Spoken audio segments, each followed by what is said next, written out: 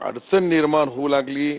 आम्हाला सत्य आणताना आम्ही सर्वांनी मिळून आणली. आता सत्ता आल्यानंतर एकच पक्ष कुठेतरी आपला पक्ष वळवून दुसरा पक्ष संपत असेल तर याला कोणाला विचारायची गरज नाही. त्यांना मला स्पष्ट बोलायचं आहे की मी माझ्या नेत्याला हे सर्व माहिती तंतोतंत दिली आणि ही माहिती दिल्यानंतर शेवटी आम्ही आमच्याकडं ज्या पद्धतीने जिल्ह्यामधले पुढारी, मी काही भारतीय जनता पार्टी देशाची राज्याची बोललो नाही, पण जिल्ह्यामध्ये भाजपचे नेते ज्या पद्धतीने आम्हाला वागणूक देऊ लागले, ही काही वागणूक सत्ताधारीच्या पेक्षा विरोधी पक्षाच्याही पेक्षा वाईट परिस्थिती निर्माण केली, याच्याबद्दल आम्ही बोललो.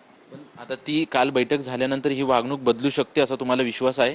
आता आम्ही आमच्या नेत्याकडे ज्या आमच्या सर्व भावना मांडल्या, आता त्याच्यावर सन्माननीय मुख्यमंत्री देवेंद्रजी त्यांच्याशी ते बोलतील आणि बोलल्यानंतर मग याच्यामधला दोन्ही नेते मार्ग काढतील. तुम्ही मुख्यमंत्र्यांना भेटणार आहात? मी मुख्यमंत्री महोदयांचा फोनवर माझा त्यांचा बोलणं झाला. त्यांनी सांगितलं फॉर्म विड्रॉल करा, फॉर्म भरू नका. तेव्हापासून तर आजपर्यंत ते त्यांच्या शेवटी त्यांची जबाबदारी आहे, राज्याचे प्रमुख आहे, ते राज्याचे प्रमुख म्हणून त्यांनी आम्हाला जे बोलले फोनवर त्या पद्धतीने आमच्या नेत्याने आम्हाला आदेश दिला. आता उद्या मी कार्यकर्त्याला सर्वांना बोलून घेईल आणि फॉर्म परत घ्यायला लावल.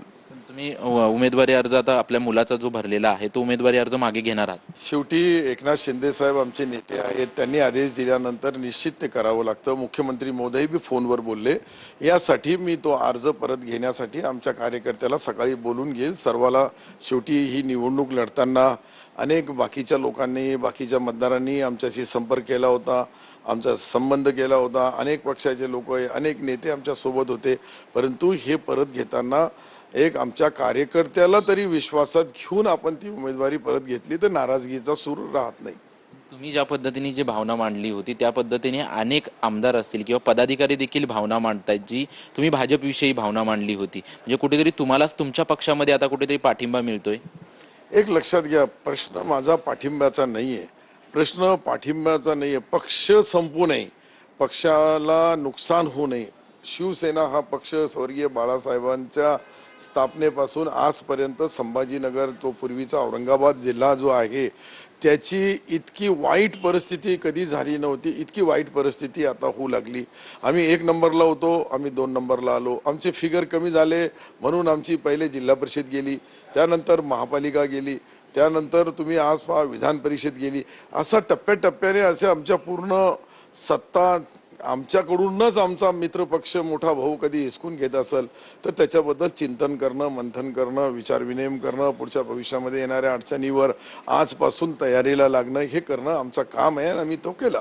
ज्यावेळेस 2019ला महाविकास आघाडी निर्माण झाली होती त्यावेळेस देखील तुम्ही अशाच पद्धतीची तक्रार केली होती. म्हणजे पक्षातल्या अनेक नेत्यांनी अशाच पद्धतीची तक्रार केली होती. भाजप आता सोबत आहे, भाजपबद्दल देखील अशीच तक्रार समोर पुढे येते. काय नक्की या दोन्हींचा अर्थ समजायचा? नाही, हे पहा, ज्याला काम करायला अडचण येते, याचा मी एखादी माझी तब्येत खराब असेल तर मला डॉक्टरकडे जावं लागेल, तशी परिस्थिती आहे. ज्या परिस्थितीनुसार जो निर्णय, आमचा रोष वरिष्ठ नेत्यावर नाही आहे, सन्माननीय मुख्यमंत्री देवेंद्रजीवर बिलकुल नाही आहे.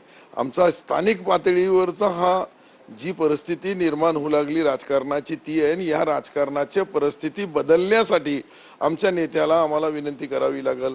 त्या नेत्यानुसार भारतीय जनता पार्टीला आदेश करण्याचा अधिकार हा देवेंद्रजीला आहे, आमच्या पक्षाचा अधिकार हा एकनाथ शिंदे साहेबाला आहे.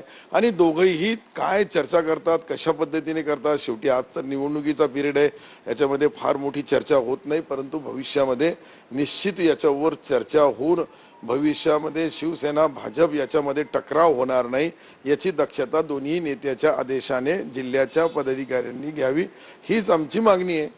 स्थानिक पातळीवरचा विषय घेतलात म्हणून मी तुम्हाला सांगतो, काल रावसाहेब दानवे पाटील आहेत, त्यांनी असं म्हटलं की अब्दुल सत्तार यांना 4 तारखेला उमेदवारी अर्ज मागे घ्यावाच लागेल, कारण अब्दुल सत्तार हे वाळलेल्या गंजीवर उभे आहेत.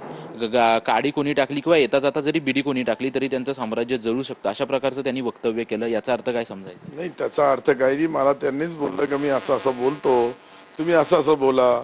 जसं पहिले आम्ही एकदा रेल्वेच्या बाबतीत आमच्या दोघांची चर्चा झाली होती. मी म्हणलं रेल्वे दिली तर पुढे निवडणूक नाही तर निवडणुकीमध्ये तुम्हाला त्रास होईल. तर त्यांनी सांगितलं तू सिल्लोड तुम्ही जिल्हा करा, मी रेल्वे आणतो. तर हे जे ते काय बोलले ते राजकारणामध्ये माझ्यापेक्षा ज्येष्ठ आहेत, ते काही राजकारणावर बोलले तर मला त्यांच्या बोलण्याचा वाईट वाटत नाही. आम्ही दोघं दोस्त आहे. तुम्हीही दोस्त राहू द्या. तुम्ही तुमची बिडी त्याच्यामध्ये टाकू नका ना आग लावू नका. तुम्ही म्हणता की स्थानिक पातळीवरती पक्ष वाढवण्यासाठी प्रयत्न केले पाहिजे. मग स्थानिक पातळीवरती पक्ष कोण वाढू देत नाही तुमचा? नाही नाही नाही, स्थानिक पातळीवर म्हणजे जिल्ह्यामध्ये सावे साहेब आहेत, ते मंत्री आहेत. आमच्या पक्षामध्येही आमचे पक्ष असून बी आमचा पक्षही आमच्या पक्षवाल्याला वाढू देत नाही. म्हणजे हे एकंदरीत वाढू देण्याचा नाही, पण जे आहे ते तरी ठेवा. जे आहे ते बी संपून जाणार तर मग पुढच्या भविष्यामध्ये जे संभाजीनगरमध्ये शिवसेनेची पकड आहे ती टप्प्याटप्प्याने कमी झाली तर भविष्यामध्ये शिवसेनेला कोणी अडचणीमध्ये आणण्याचं नियोजन करू लागलं का, भविष्यातल्या गोष्टी आजच आपण त्याच्यावर चर्चा केली, त्याच्यामधून मार्ग काढला तर निश्चित त्याचा फायदा भविष्याच्या येणाऱ्या लोकसभा विधानसभेला आम्हाला राहू आणि होईल. आणि दोघंही एकत्रित महायुती म्हणून लढणार आहे.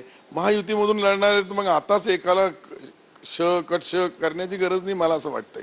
एक शेवटचा प्रश्न, जुने मित्र असलेल्या अंबादास दानवे काल तुम्हाला भेटीगाठी झाल्या. अंबादास दानवेंनी जरी त्यांचा उमेदवार दिला असला तरी देखील त्यांनी कुठेतरी म्हटलं की मातोश्रीवरती आली पाहिजे, चर्चा झाली पाहिजे. कुठेतरी पुन्हा मातोश्रीची दारं उघडेत अशा चर्चा पुन्हा सुरू झालेल्या आहेत. दानवे काल तुम्हाला भेटले, जुने मित्र आहेत तुमचे, नक्की काय चर्चा झाली? काही मित्र आहे. हे पहा, मित्रपणा हा वेगळा आहे. आम्ही दोघं अनेक वर्षापासून एक जिल्ह्यामध्ये राजकारण करतोय. पक्ष वेगवेगळे बी असले तरी आमच्या अनेक ठिकाणी विकासाच्या माध्यमातून चर्चा होतात. अनेक ठिकाणी सहकारमध्ये आम्ही सोबत निवडणुका लढतोय. अशा ज्या ज्या गोष्टी घडतात त्या गोष्टीमध्ये योगायोगाने मी मुंबईला येत होते, ते शिर्डीला जात होते, ते त्यांची गाडी दिसली, माझी गाडी दिसली, दोघंही थांबलो, गप्पा मारल्या 5 मिनिटं आणि नंतर गप्पा मारल्यानंतर निघालो. राहिला प्रश्न दोन्ही शिवसेना एक व्हायचा, तर हे अधिकार मला माझ्यासारख्या कार्यकर्त्याला बिलकुल नाही आहे. हे अधिकार आहे सन्माननीय एकनाथ शिंदे साहेबाला, तिकडून अधिकार आहे उद्धवजींना.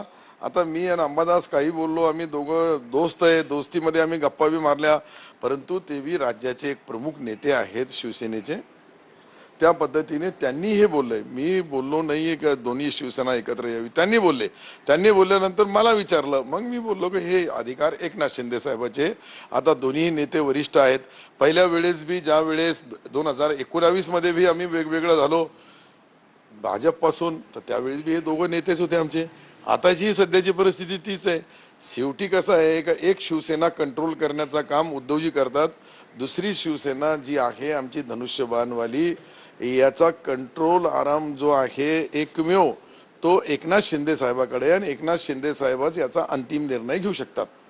उद्या उमेदवारी अर्ज मागे घेण्याविषयी बैठक घेऊन तुम्ही उमेदवारी अर्ज मागे घेणार? उद्या निश्चित मी माझ्या सर्व कार्यकर्त्याला, सर्व माझ्या हितचिंतकांना, सर्व माझ्या मतदाराला एकदा त्याच्यामधले प्रमुख लोकांना बोलून घेईन. काही नगराध्यक्ष आहे, काही जिल्हा परिषद सदस्य आहे, काही आमदार आहे, काही माजी आमदार आहे. अनेक लोकांच्या काही एक माणसाची निवडणूक नसते. पक्षावर वेगळ्या पद्धतीने सर्वांनी मला ज्या वेळेस त्या निवडणूक लढण्याच्या वेळेस माझ्या मुलाला प्रोत्साहन दिला, त्यांना विश्वासात घेऊन उद्या ही उमेदवारी परत घेण्याचा मी माझ्या सर्व परिवाराला बसून निर्णय घेईल.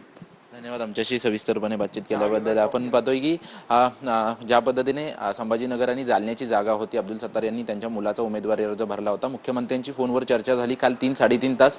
उपमुख्यमंत्री एकनाथ शिंदे यांच्यासोबत सर्व नेत्यांची बैठक झाली आणि उद्या सर्व कार्यकर्त्यांशी, प्रमुख पदाधिकाऱ्यांशी बोलून मी हा उमेदवारी अर्ज मागे घेईन अशी माहिती जी आहे ते माजी मंत्री आणि शिवसेनेचे वरिष्ठ नेते अब्दुल सत्तार यांनी दिलेली आहे. कॅमेरामन कमलेशसह निवृत्ती बाबर, TV9 मराठी, मुंबई.